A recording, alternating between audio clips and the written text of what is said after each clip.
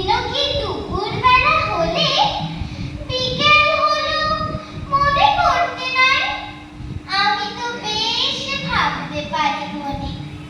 সূর্যি ডুবে গেছে মাঠের শেষে, বাগদি বুড়ি চুবড়ি ভরে নিয়ে শাক তুলেছে পুকুর ধারে এসে। আধার হলো মাদার গাছের তলা, কালি হয়ে এলো দিঘির জল। হাটের থেকে সবাই এলো ফিরে, মাঠের